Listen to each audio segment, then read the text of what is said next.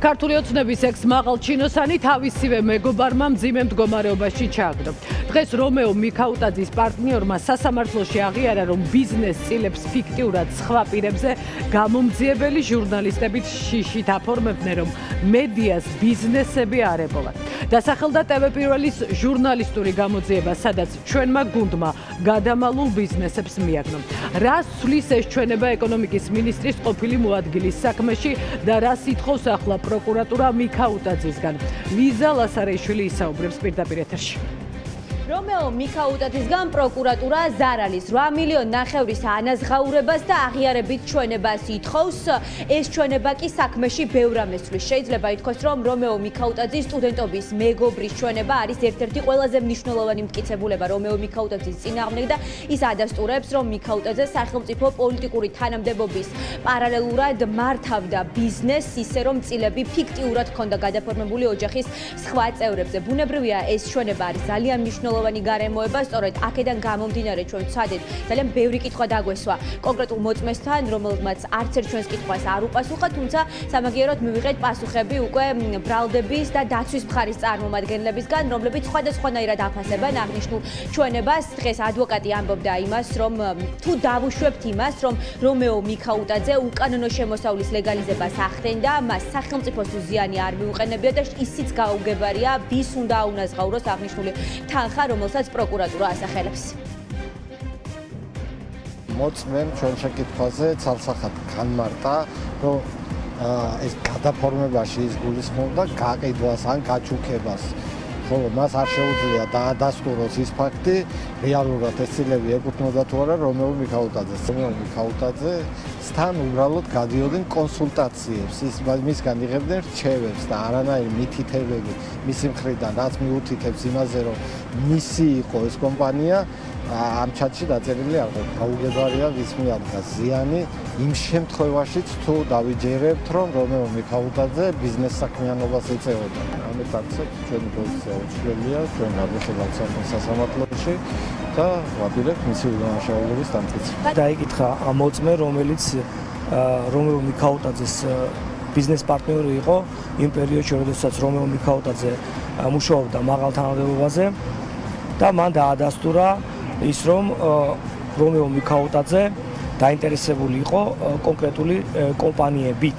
მისი ჩვენებით და სასამართლო პროცესზე დაკითხული სხვა მოწვეთა ჩვენებებით საასახად გინდება, რომ რომეო მიქაუტაძე იყენებდა სამსახურებრივ მდგომარეობას და ლობირებდა მისთვის საინტერესო კომპანიებს და მონაწილეობდა უკანონო სამეწარმეო საქმიანობაში. მოწმემ ცალსახად დააფიქსირა, რომ წილები ფორმალურად სხვადასხვა პირობებზე იყო გადაფორმებული. რომეო მიქაუტაძესთან რო გაფორმდეს საპროცესო შეთანხმება, ზოგადად წინაპირობები უნდა არსებობდეს, უნდა აღიაროს ჩადენილი დანაშაული, აანაზღაუროს ზიანი, მოგმართოს განცხადებით, არც ერთი ეს წინაპირობა არ არის და შესაბამისად მასთან საპროცესო შეთანხმებასთან დაკავშირებით მოლაპარაკება არ მიმდინარეობს.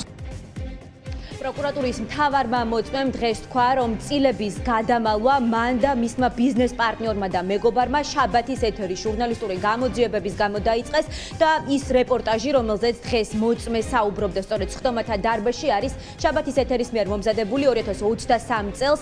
გამოძიებელმა ჟურნალისტებმა მოიპოვეს დოკუმენტები, რაც ადასტურებდა, რომ იმდროინდელი ეკონომიკის მინისტრის პირველი მოადგილე იყო მილიონერი და მან სწორედ ჩალის ფასად მიიღო მიწა, ტერიტორია, რაზეც ბაღები იყო გაშენებული მაშინ, როდესაც ამ ჟურნალისტურ გამოძიებაზე კითხვებს რომეო მიქაუტაძეს უსვამდნენ, ის ამბობდა, რომ სამარცხვინოა და პასუხები არ ჰქონდა, თუმცა დღეს ირკვევა, რომ სწორედ აღნიშნული გამოძიება გახდა იმის საგანი, რომ უკვე მომავალში მისი სხვა ბიზნეს წილების გადამალვა დაიწყო.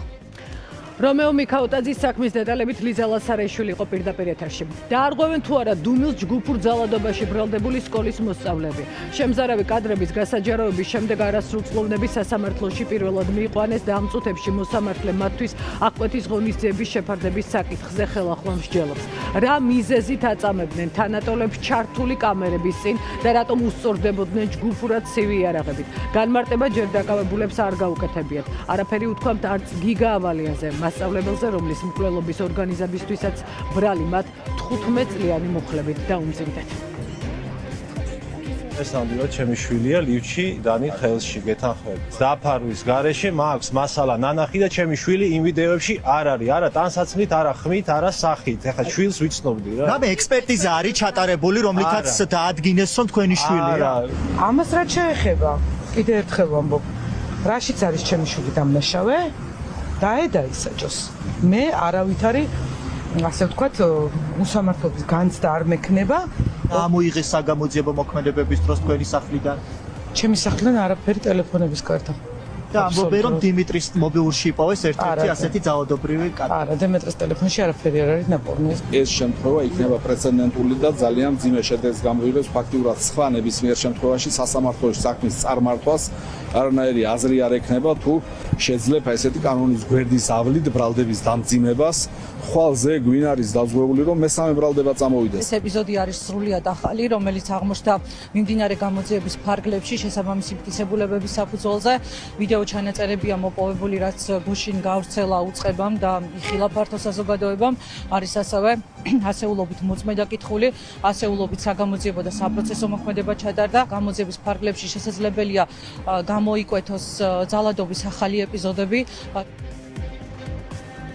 ოცნების წინააღმდეგ დიპლომატიური პასპორტებით გადაადგილების შეზღუდვა მხოლოდ დასაწყისია. შემდეგი და უფრო მძიმე ეტაპი უკვე ინდივიდუალური პირებისთვის სანქციების დაწესება იქნება.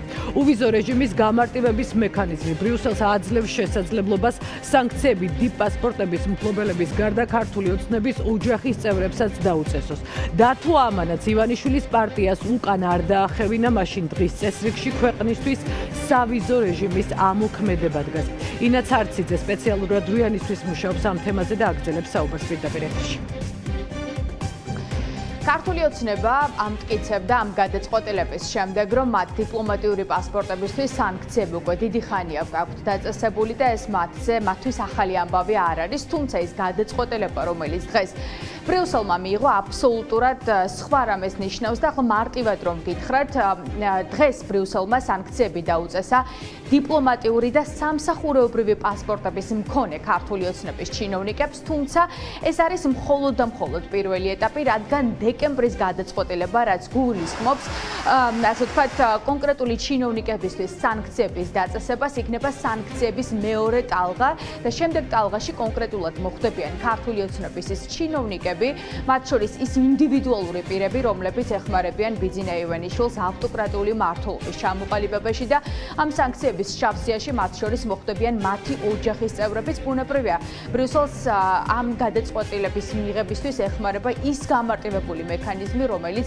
დეკემბერში ჯერ კიდევ საგარეო საქმეთა მინისტრების დონეზე დამტკიცა და შესაბამისად დღეს, როდესაც ქართული ოცნება ამტკიცებდა, რომ მათ უკვე დიდი ხანია სანქციები აქვთ, მაგრამ ბრიუსელში და ევროკავშირის წევრ ქვეყნებში თავისუფლად დადიან, ეს აბსოლუტურად არ ნიშნავს ამას და უფრო მწვავე სანქციები ქართულ ოცნებას და მათ ოჯახის წევრებს ჯერ კიდევ წინ ელოდებათ. სანამ ინდივიდუალური სანქციები ამუშავდება ამ ადამიანებზე, კონკრეტულ წევრებზე, მანამდე მათ შეუჩერდათ უვიზო მიმოსვლა დიპლომატიურ პასპორტებზე, რასაც დღეს ეყარა კენჭი, თუმცა ეს აქ არ ჩერდება, ეს ახალი მექანიზმი სწორედ იმას გულისხმობს, რომ ნებისმიერი ადამიანი, ნებისმიერი ხელისუფლების წარმომადგენელი, რომელიც უშუალოდ ჩართული არის ადამიანის უფლებების ხელყოფაში, მას შეუჩერდება უვიზო მიმოსვლა. გრძელდება ის იზოლაციონიზმი, რომელთაც ქართული ოცნებაა დაკავებული და ამაზე ადეკვატურ პასუხს აძლევენ ჩვენი სტრატეგიული პარტნიორები და განუგრძელეს ის სპეციალური სავიზო რეჟიმი დიპლომატიური პასპორტის მფლობელებს, რომელიც აქამდეც მოქმედებდა. ასე იქნება მანამ, სანამ ეს ადამიანები საქართველოსად მტრულად განწყობილი სახელმწიფოების ინტერესებს გაატარებენ, კონკრეტულად რუსეთის, ირანის და სხვა ქვეყნების. მოლოდინები ქართული ოცნების ხელისუფლების მიმართ, რომ ის რაღაცას შეცვლი და ოდნავ მაინც ნორმალიზებას დაიწყებდა, სულ უფრო მცირდება ბრიუსელშიც და ვაშინგტონშიც. ეგ იმას ნიშნავს, რომ ყველა ვარიანტში სანქციების მიმართულებით სვლა და ახალ-ახალი სანქციები გაიზრდება. და ხან ზოგჯერ ეს იქნება რაღაც დიპლომატიური პასპორტი, მაგრამ მე მგონია, რომ ჯამში ოცნება აი ამ თავისი სიხისტით მიიღებს ამ ძიმე პასუხს განსაკუთრებით ვაშინგტონი.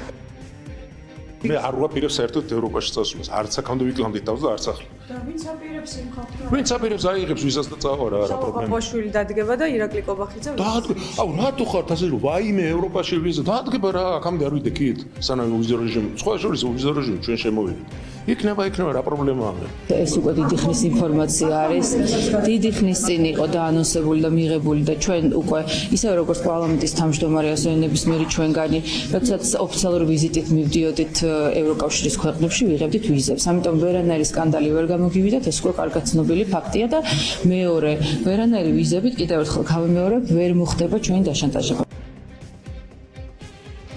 პირდაპირ შეიძლება ითქვას, რომ სანქციების მეორე ტალღა, რომელსაც ბრიუსელი დააწესებს, გაცილებით მტკივნეული იქნება, რადგან ამ ტალღაში მოხვდებიან ქართული ოცნების ჩინოვნიკების ოჯახის წევრებიც, ისინი ვეღარ შეძლებენ ბრიუსელში და ევროკავშირის წევრ ქვეყნებში თავისუფლად გადაადგილებას და ბუნებრივია მათ შეექმნებათ სხვადასხვა ტიპის პრობლემები, ვეღარ ისარგებლებენ იმ სიკეთით, რომელიც მათ აძლევს, რომელსაც იღებენ ბრიუსელიდან. შესაბამისად, ეს გადაწყვეტილება, რომელიც დღეს ევროკავშირის წევრ სახელმწიფოებმა მიიღეს არის ძალიან მკაფიო, მძიმე პოლიტიკური სიგნალი და გადაწყვეტილება, რომ ასე გაგრძელდება და ბრიუსელის სანქციები დაელაპარაკება ქართულ ოცნებას, ვიდრე საქართველოს დემოკრატიული უკუსლო გაგრძელდება. ეს იყო ინაც არციძე, ნახეთ მისი რეპორტაჟი პირველებში 8-ზე. ანგარიშსწორებას საკუთარი ხალხის წინააღმდეგ ზუსტად 5 საათში ამერიკის კონგრესში საქართველოს შესახებ საგანგებო მოსმენა დაიწყება.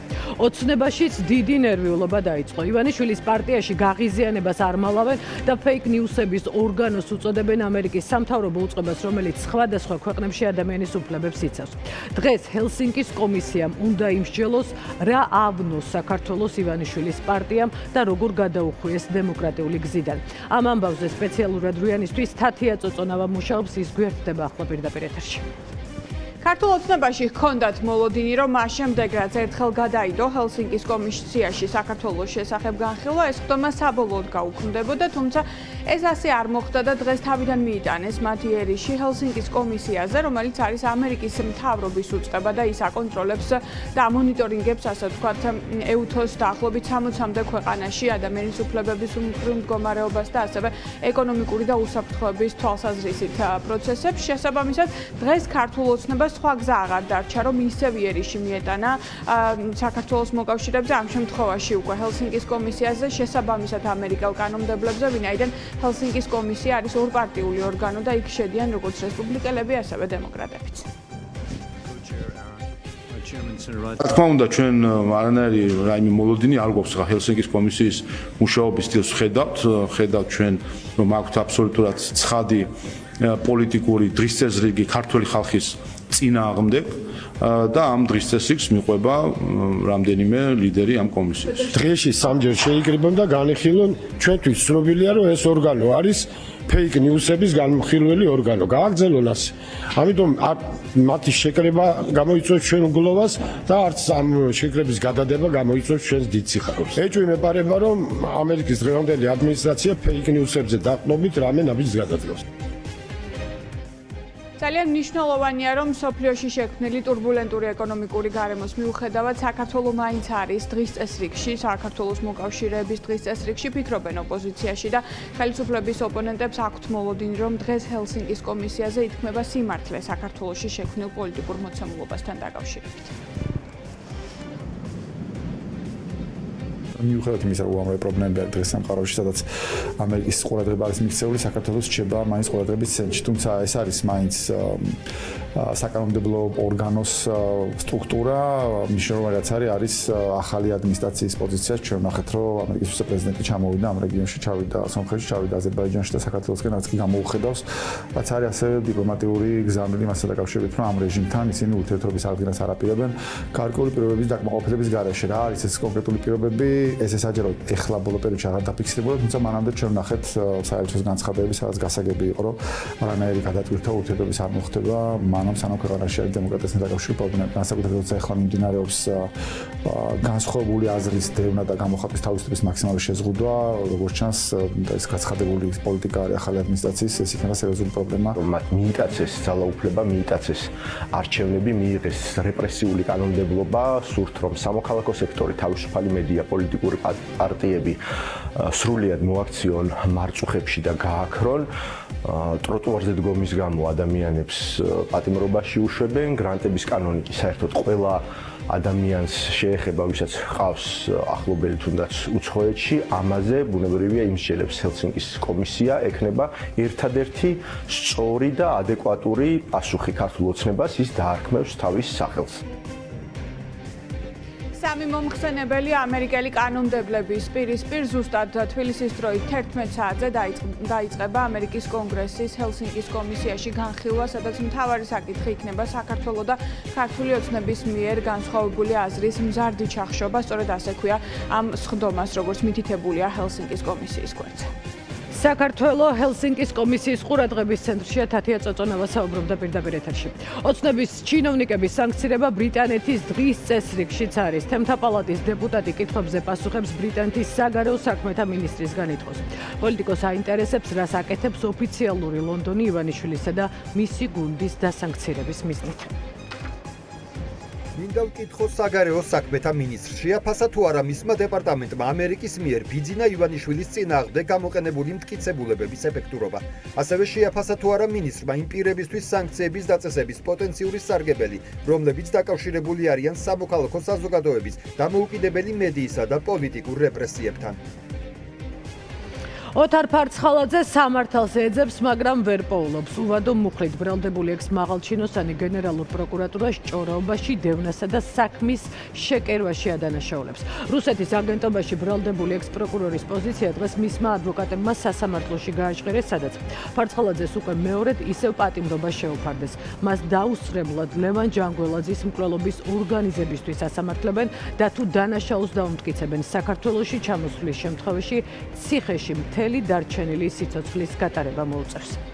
ოთარ რომანო-ფარცხალაძეს, როგორც კი შეეფარდა აღკვეთილონების სახით პატიმრობა 2025 წლის 30 დეკემბერს, იმ დღესო გამოცხადდა ძებნა საქართველოს მასშტაბით და დაუყოვნებლივ მიემართა საერთაშორისო ორგანიზაციას მისი ძებნის გამოცხადებასთან დაკავშირებით. რაც შეეხება დანარჩენ პროცედურებს, ეს უკვე არის საერთაშორისო სამართლით არეგულირებული პროცედურები. შემდეგ რა ძებნაზეა დასმული, ჯერ ინფორმაცია არ მიგიღიათ. ჩვენამდე არ არის ინფორმაცია არ მოსულა. სად იმყოფება ეს მაინც თუ იცით? ამ ჩვენთვის ეს ინფორმაცია ჯერ არ არის. ცრუ მოწმეები შეიძლება ამ მოწმეებს უწოდოთ, რომლებიც ჭორაობენ, ეს არ არის ჩვენება, ეს არ არის მტკიცებულება, ეს არის ჭორაობისთვის ჩამოყვანილი ხალხი, შესაბამისად საჭორაო მოედანი, რა თქმა უნდა, რუსეთის მოქალაქეები, საჭორაო მოედანი არ არის სასამართლო და სამართლებრივი სტანდარტი. ბატონი ოთარი მოცემულს ამბავში, მოცემულ სისხლის სამართლის საქმეში არის უდანაშაული. თავადაც ეს პოზიცია აქვს? თქმა უნდა, ბატონო. რუსეთშია ისევ ბატონი ოთარი? ბატონი ოთარი არის იქ, სადაც თulis საჭიროდ ყოფნას. ასეთი იყო პირველები 6